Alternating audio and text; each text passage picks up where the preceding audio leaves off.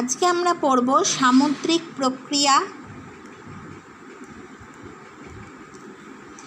ও সংশ্লিষ্ট ভূমিরূপ।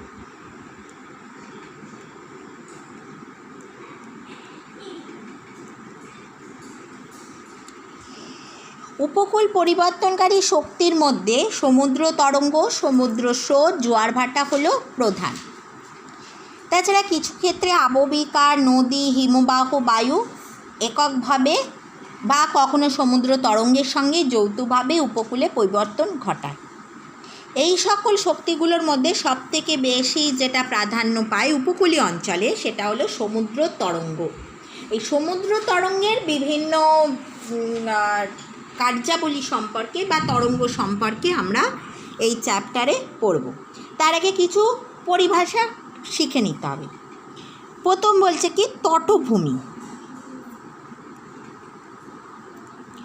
তটভূমি কি না, উপকূল অংশে সর্বোচ্চ ভাটার সময় সমুদ্র জলের সর্বনিম্ন সীমা থেকে স্থলভাগে যে স্থান পর্যন্ত ঝটিকা তরঙ্গ প্রবেশ করে তাকে তটভূমি বলে। এই অংশে যে তলে সমুদ্রের জল ও তটভূমি মিলিত হয় তাকে তটভূমি রেখা বলে। তটভূমিরই আন্ডারে কতগুলো হচ্ছে সম্মুখ তটভূমি।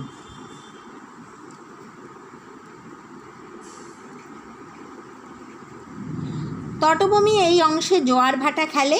তটভূমি মরা কোটালি নিম্ন সীমা থেকে সমুদ্র তীরে যে স্থান পর্যন্ত ভরা কোটালে জল পৌঁছায় তাকে সম্মুখ তটভূমি বলছে। পশ্চাৎ তটভূমি। পশ্চাৎ তটভূমি বলছে তটভূমি সর্বত্র জোয়ারের সীমা থেকে উপকূলের উচ্চ পাড় পর্যন্ত যেখানে কেবল ঝটিকা তরঙ্গ প্রবেশ করে তাকে বলছে পশ্চাৎ তটভূমি। অভ্যন্তর তটভূমি। অভ্যন্তরীণ তটভূমি মরা কোটালি নিম্ন সীমা থেকে সমুদ্রের দিকে যে অংশে সমুদ্র তরঙ্গ তলদেশের সাথে সংঘর্ষে ভাঙতে শুরু করে তাকে বলছে অভ্যন্তরীণ তটভূমি। এইটা ঊর্মিভঙ্গ অঞ্চল নামেও পরিচিত। কী অঞ্চল? ঊর্মিভঙ্গ অঞ্চল নামেও পরিচিত। পরবর্তী আমি ঊর্মিভঙ্গ কী সেটা বলে দেবো। তারপর হচ্ছে পুরোদেশ তটভূমি।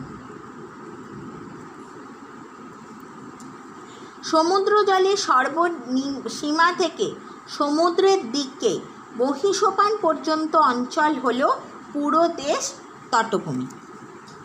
এরপর আমরা চলে আসব উপকূল ও উপকূল রেখা।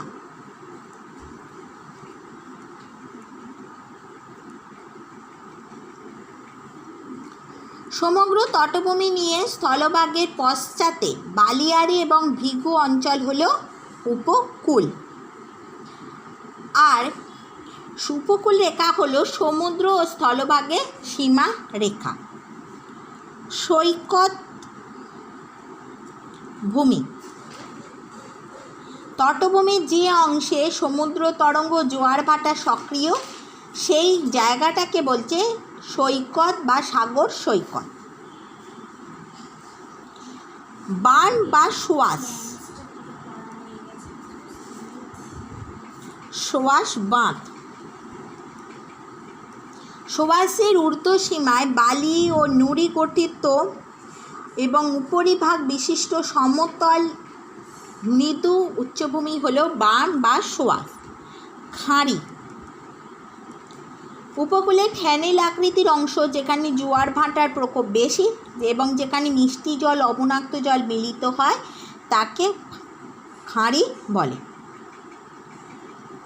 এবার বলছি উপকূল পরিবর্তনকালে কী কী শক্তি কাজ করে।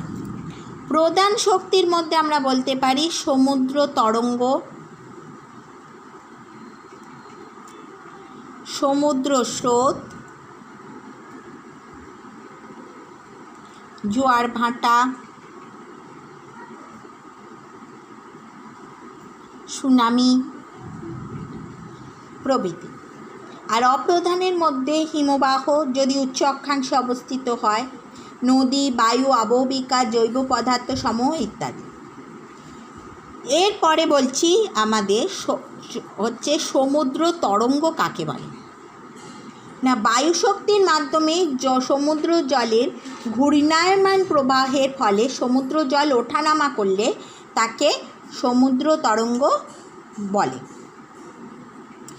ঢেউয়ের জল উপকূলের দিকে এগিয়ে গেলে তাকে সোয়াশ, আর যখন সমুদ্রের দিকে ফিরে আসে তাকে ব্যাকওয়াশ বলে। এইখানেই যে সোয়াশ কথাটা তোমরা পড়েছো, এবার এটা বুঝতেই পারবে যে সোয়াশ কী আর ব্যাকওয়াশ কী। এরপরে বিভিন্ন ধরনের সমুদ্র তরঙ্গ সম্পর্কে আমরা পড়ব। গভীর সমুদ্র তরঙ্গ।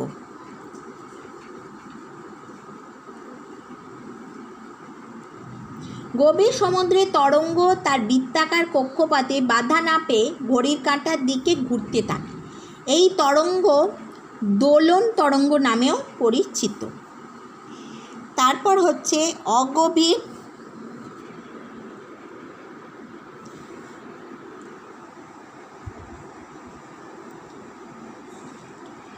অগভীর সমুদ্র তরঙ্গ।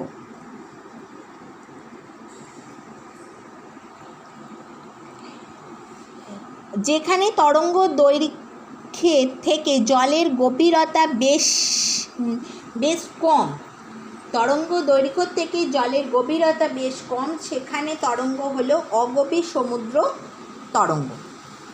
এবার হচ্ছে প্রকৃতি অনুযায়ী তরঙ্গ দুই প্রকার। একটা হচ্ছে গঠনকারী তরঙ্গ, আর হচ্ছে বিনাশকারী তরঙ্গ। উন্মুক্ত সমুদ্র প্রবল বাতাসের কারণে উপকূল অংশে বিশাল ঢেউ সৃষ্টি করে। এই প্রকার ঢেউয়ের দৈর্ঘ্য কম, উচ্চতা বেশি এবং খাড়া ঢাল বিশিষ্ট।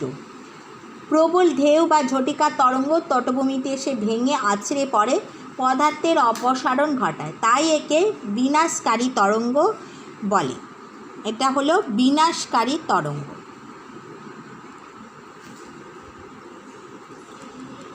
এরপর পড়ব আমরা গঠনকারী তরঙ্গ।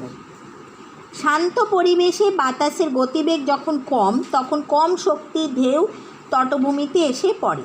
সেই ঢেউয়ের দৈর্ঘ্য বেশি এবং উচ্চতা কম, এবং ঢেউ সৈকতে এসে ভাঙতে পারে নাও পারে, সে একে গঠনকারী তরঙ্গ বলছে। এরপরে আমরা তরঙ্গের কিছু পরিভাষা পড়ব। তরঙ্গ শীর্ষ।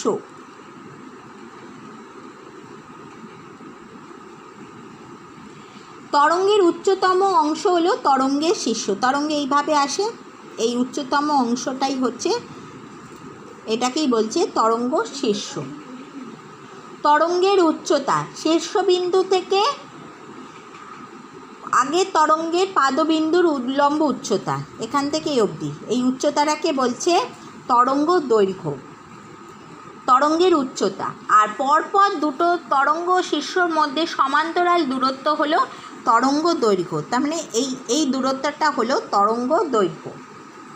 কোনো এক বিন্দুতে পরপর দুটি তরঙ্গ শীর্ষ অতিক্রম করার অন্তর্বর্তী সময়কাল হলো তরঙ্গ পর্যায়কাল।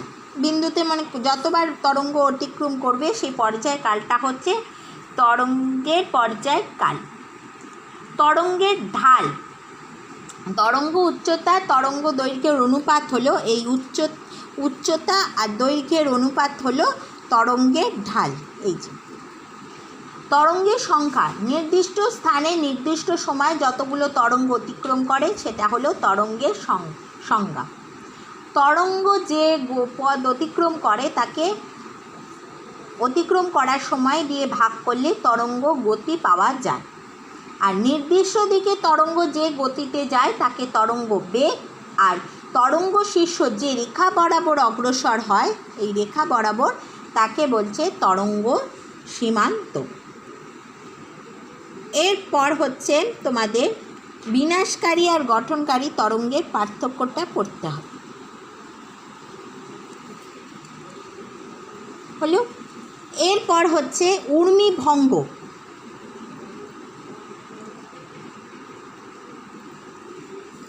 তটভূমিতে যে সকল ঢেউ আসে সাগরের গভীরতা কমতে থাকে বলে তরঙ্গের নিম্নভাগ সাগর তলে বাধা প্রায়।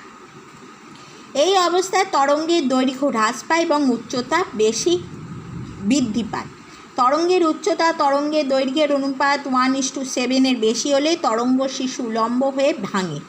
একেই ঊর্মিভঙ্গ বা ভঙ্গ তরঙ্গ বলে। হলো এই অবধি তোমাদের আজকে পড়া।